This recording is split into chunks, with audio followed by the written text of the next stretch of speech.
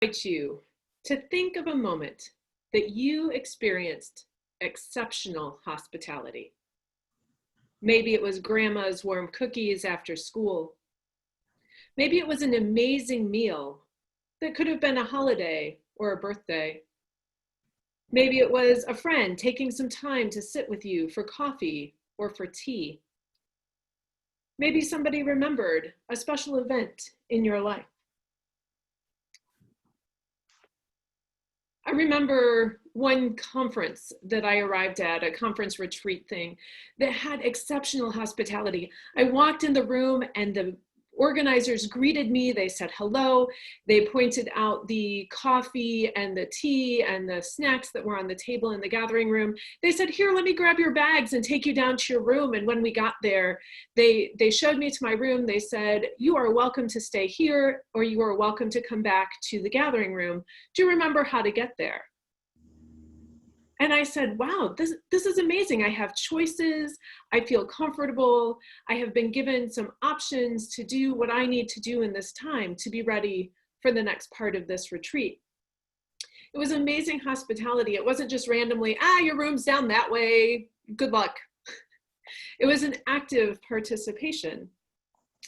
And I think of hospitality, and I think that when people think of the gift of hospitality, they often think of food, right? You think of hospitality, you're like, yes, good meal, good drinks.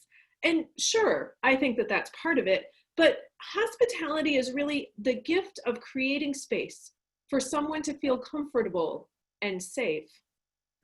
Hospitality is honoring another person's presence, graciously welcoming that other person.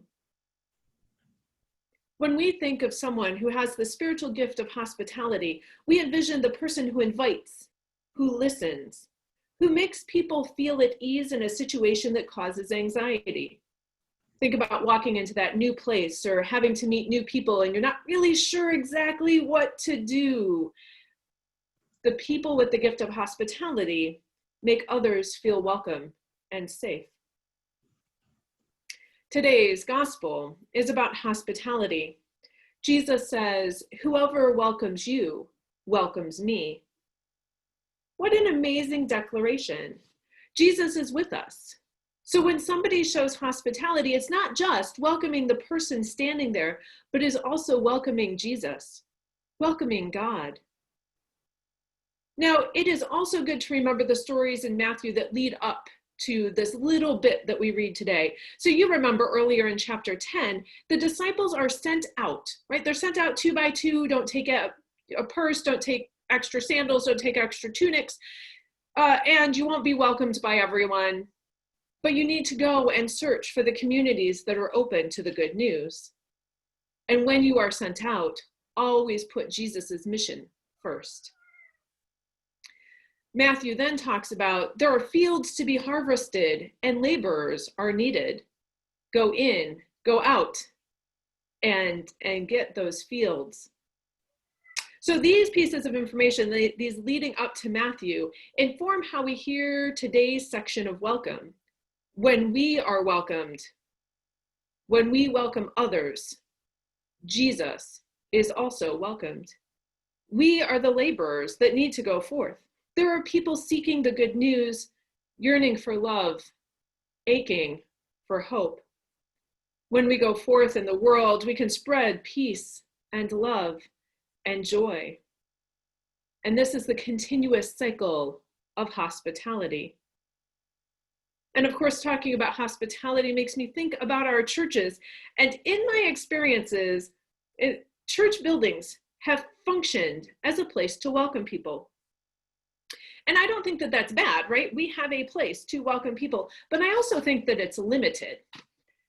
Before COVID-19, I want you to think about that. I know it was a while ago. People who came to church.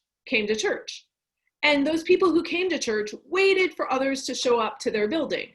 Now, I'm not sure how true this is for St. David's, but I've seen it in lots and lots of places. I've been to many churches where we welcome people into our space, to our service, with our favorite prayers and our favorite hymns, with our rules, with our food at our coffee hour.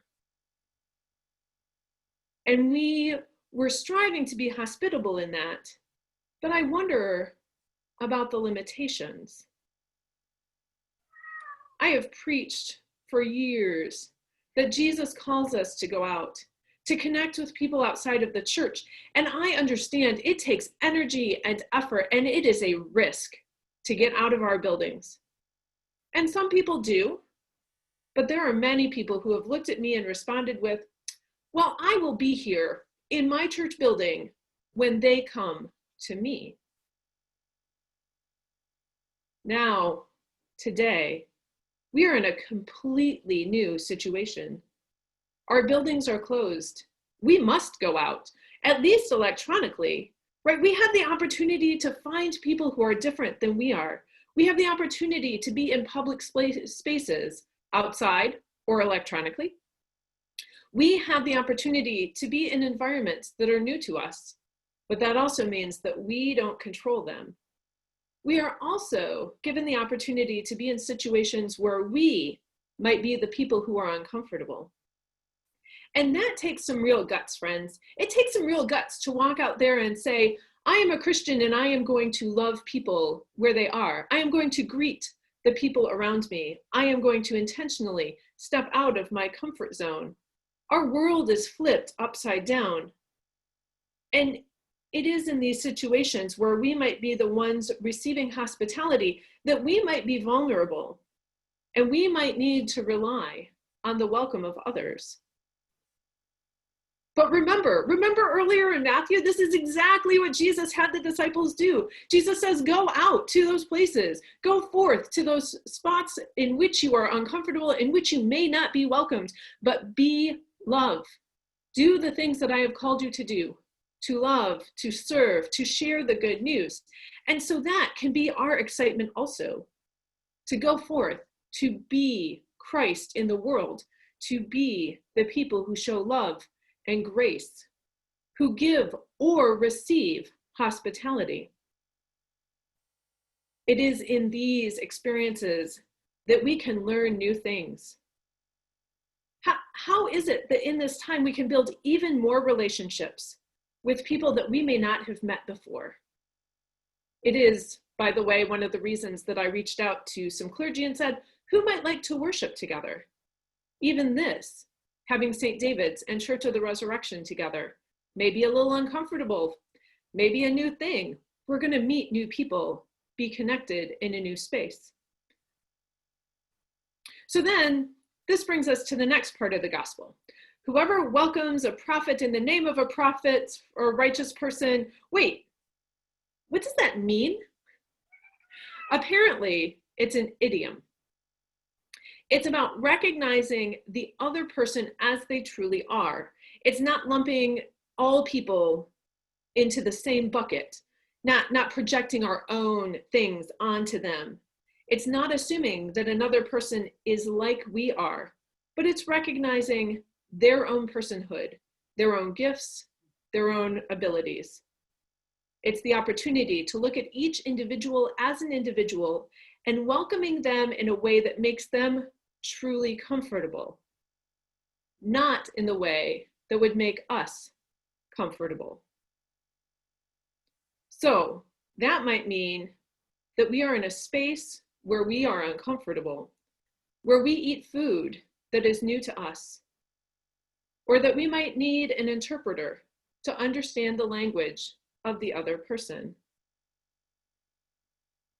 I believe that this is our time to show true hospitality, the hospitality of listening and hearing the stories of another person, especially people that we have never met. And I believe we seem to finally be getting somewhere with some of these conversations. I see a lot more white people almost starting to get it, right? They're almost starting to get that something is wrong, that we are living in a systemic racist society, and that I as a white person have benefited. And more white people are starting to ask some good questions, starting to stand with some Black people, starting to march, starting to ask some questions. But I also still see and hear a lot of projections and assumptions. My friends, today, if you are white, when is the last time you sat down with a Black friend to hear their story about racism in this country? Are you willing to really hear? Are you willing to create a hospitable space where they feel welcome? And if you reach out, does that person trust you enough to actually tell you the truth? Here's a hint. If you just met them last week, probably not. It takes time and commitment to build trust. And I pray that we continue to do this work. And regardless of those pieces currently happening, there are also plenty of other people who are not being heard. So many people have been ostracized or labeled by society or parts of society. And I believe that this is our chance. Everyone here, the church as a whole, to find someone different than ourselves, to learn something new, to share God's love and hospitality, giving and receiving. And as we do those things, as the end of Matthew says, we reach the reward. Wait, we reach the reward. What kind of reward are we hoping for? What is this reward? I wonder about the churches who are based in buildings and what they thought the great rewards were. People coming, people providing money to pay the bills, creating a nice church building, making sure that our space was comfortable for us, maybe doing some outreach. But now that we know firsthand that our buildings aren't the church, that the people are the church, we might be able to better hear what Jesus has always told us. Our reward is the joy of knowing God's love. Our reward is sharing that love with others. Our crises today offer us plenty of opportunities to share that love and to live even more fully into our call of hospitality. May we, with God's help, continue to find ways to practice giving and receiving hospitality in God's name. May we continue to show God's love and compassion, provide physical relief and safe spaces for people to be authentic and share their stories. May we, with God's help, grow deeper relationships with people who are nearby and far away. May we, with God's help, build community that is always hospitable to others, because it's open not just to those who are present, but seeks those who have not yet joined.